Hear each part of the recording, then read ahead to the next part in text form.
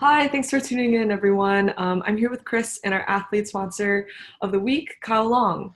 As previously stated, I'm Kyle Long. I'm a climber, as we know, otherwise I wouldn't be here. And I'm also a registered nurse. I work in the pediatric, I work with the pediatric OR department over at Duke Hospital. I spend 90% of my days scrubbing big pediatric neurosurgeries. And they're a lot of fun. They're super rewarding because they're complex and they're difficult and they're demanding. And I'm a glutton for punishment. So that's how that works. And what really got me sold on climbing was, I started because there was a girl that I was hanging out with who was into climbing, and she's like, "Kyle, come climbing with me." I'm like, "All right, let's go climbing." And so we go climbing. Um, and I really loved it. I really enjoyed it, and it was kind of like a little bit of a natural fit for it.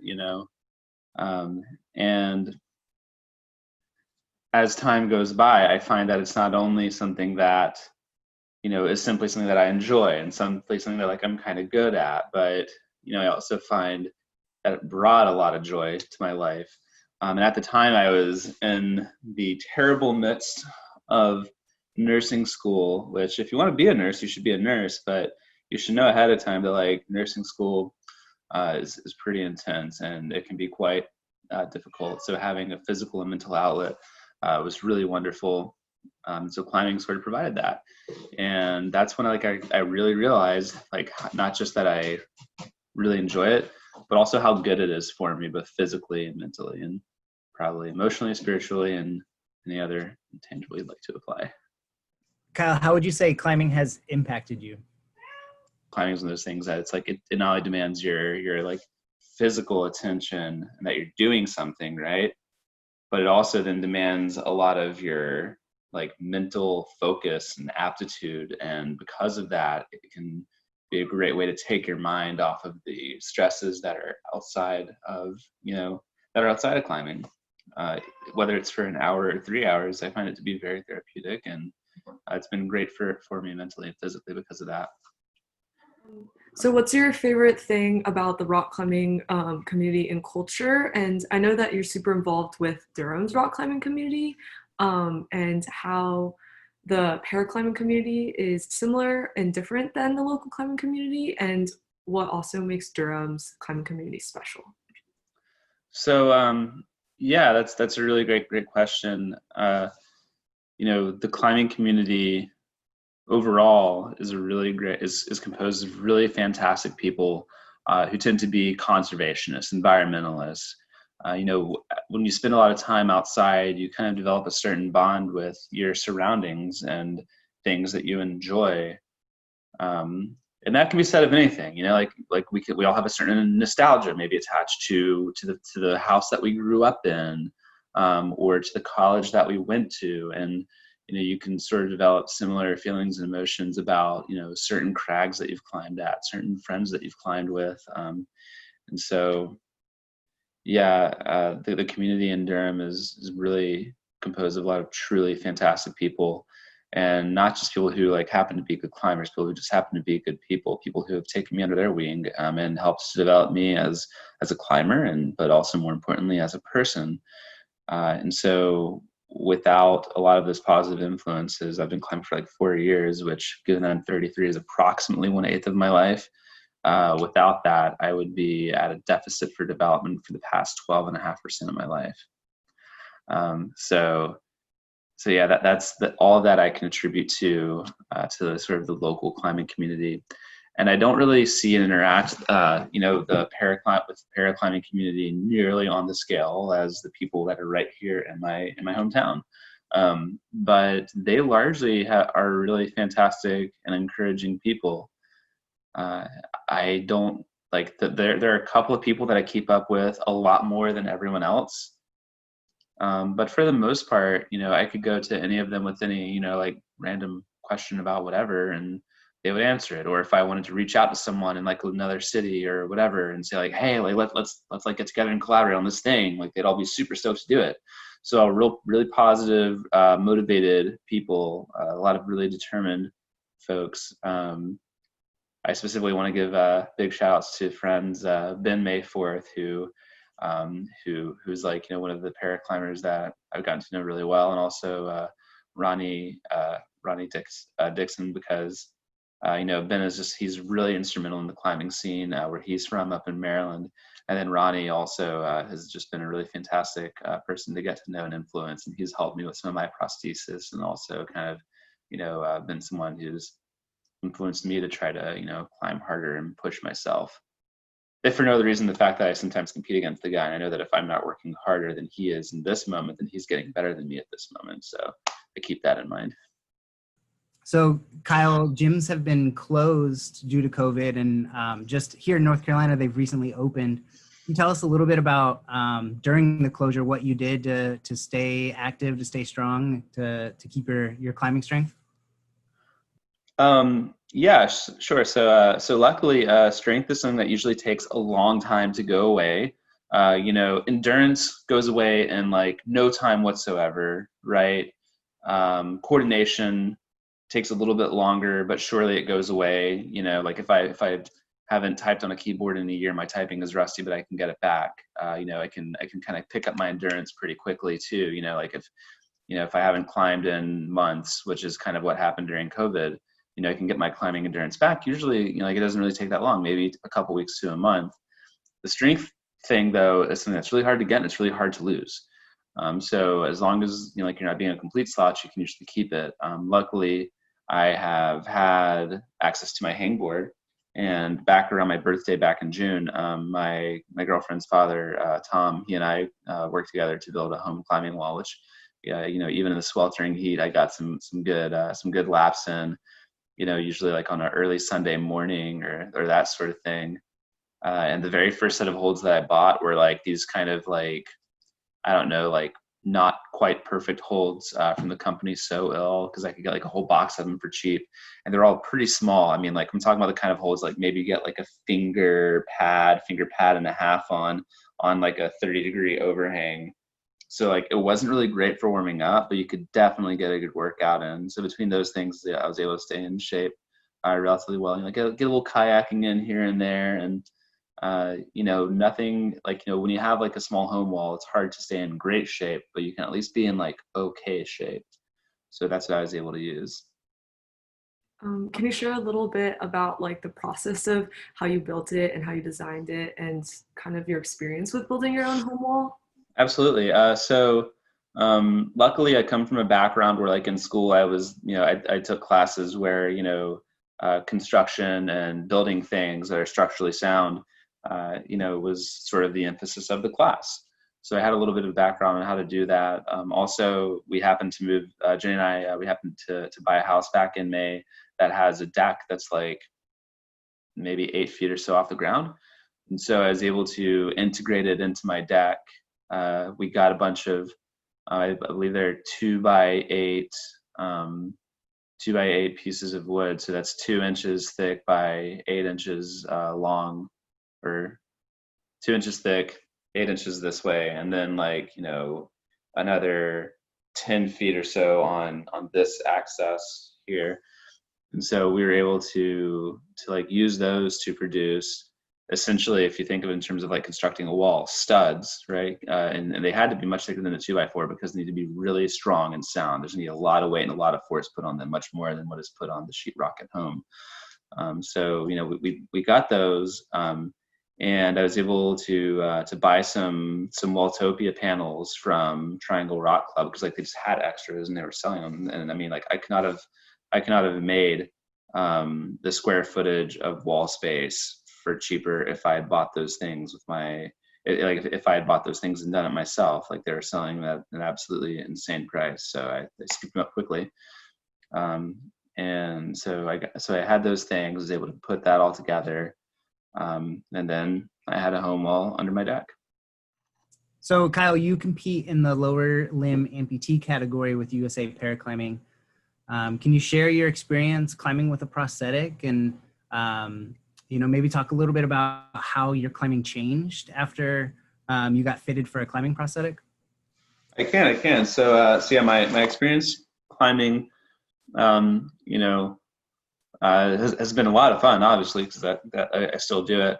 But initially, I was only climbing using like a running blade, sort of like what that fellow Oscar Pistorius had, and so that looks like this. And it's not really the greatest for climbing, but I'm pretty like, stubborn, and at the time was trying to be thrifty. And so for a long time, that's all I climbed with. I was pretty comfortably able to like, break into, flashing some 510s here and there and that sort of thing. And, with that, but I really had to work hard to compensate for the lack of like, of good body position that one has access to when they have, either all of their limbs or a better climbing prosthetic. And so, yeah, my first time at nationals, that's what I had. That's all I had. And I ended up placing fourth out of like a number of people. It was a decent handful of people, and some people who are really strong, who had been in the climbing game and been competing for many different, nationals, national competitions. And so, anyways, I took fourth, and I didn't quite qualify for Worlds with that because Worlds qualifies at the top 3 mark. So we coordinated with some people shortly after that. Chris Hendricks and Chris Holt, another really great friend who I missed terribly as a result of this terrible pandemic. Had some really great climbing memories. And so we coordinated, and we made a GoFundMe page so that I could go to Florida and have Ronnie Dixon help me out and build me a climbing foot.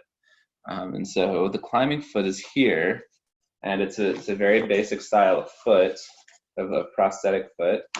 The only difference is that instead of this part right here being a walking foot, this part is this like short little stubby climbing foot. Which is far different from this.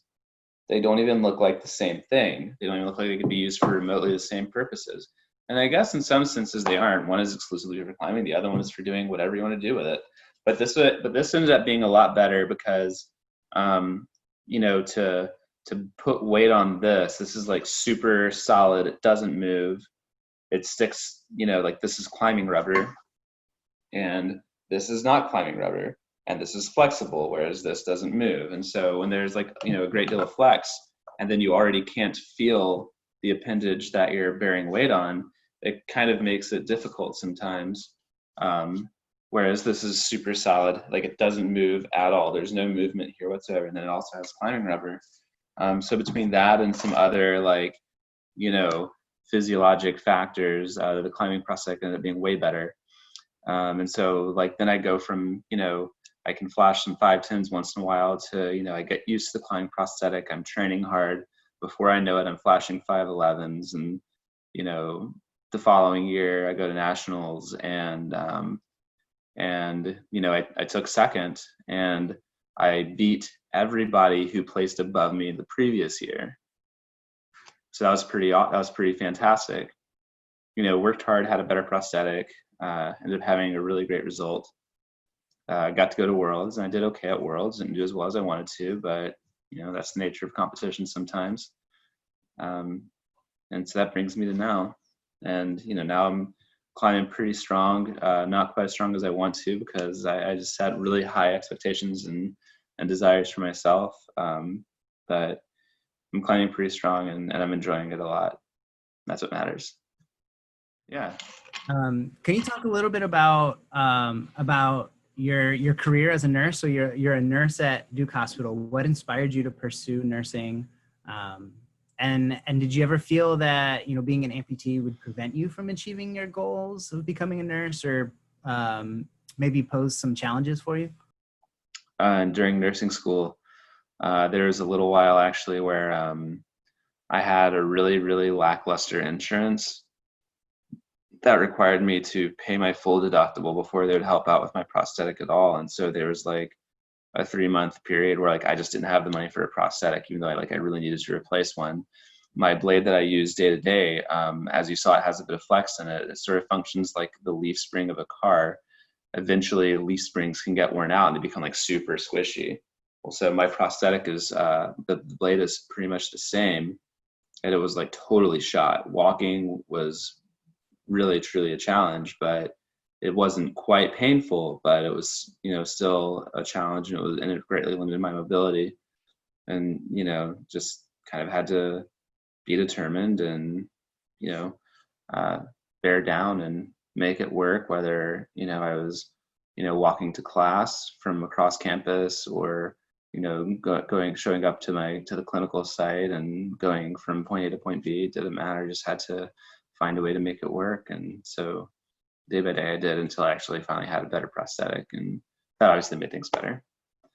So those were largely the challenges that I face, both kind of currently and in the past. Luckily, over at Duke, again, they take pretty good care of us. My insurance is fantastic, and being able to fund a prosthesis is like, there's like a little bit of red tape to sort through, but like I know that the funding will be there, and I know that I'm not going to pay much at all for it, which big time props to Duke University Hospital system for taking care of their people. That's all there is to that.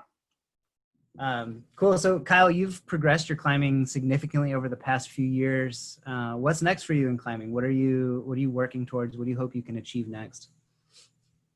So right now, I think I'm about to start a strength phase of training, which there are a few different aspects of climbing that you train, right? There's technique.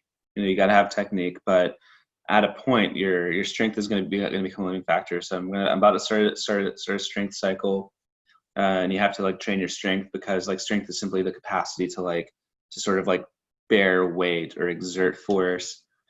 And so I'll do a strength cycle, which I'm about to do, and then I'll do a power cycle, which is actual movement. So it's strength, but actually moving your body with that strength.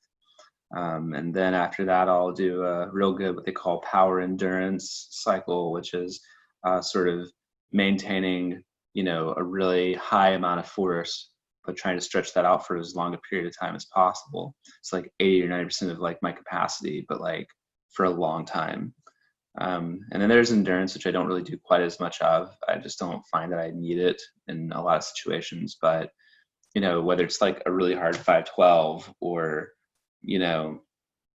some multi-pitch stuff, if you just train a lot of power endurance, you can usually get by just on power endurance pretty well. So anyways, the next big thing is a big, strength cycle. And we could talk about, how I'm going to train that if you guys really want to know. And if not, that's fine too. But the other cool thing that actually I recently been getting into is I've acquired and been working on, learning trad. So I've been, able to take all of these nice cams and nuts out and put them to use, which I did this past weekend at Linville Gorge. It was super fun. So I've got like a decent rack of trad gear, and so just putting that to use and having fun climbing on easier things has kind of been the jam. And we're getting colder temperatures every day as we're progressing through fall and getting closer to winter. So hopefully lots of outdoor climbing in my future up until it's time to really start training hard for nationals. Well, Kyle, thanks so much, man. I love watching you climb. I love climbing with you. I love learning from you. So I'm super excited for this. I appreciate it, man. Yeah, this is super fun. Thank you, Megan. Thank you, Chris, for having me over to answer these questions. This was a lot of fun. And hopefully before long, we can all be climbing together in a gym soon.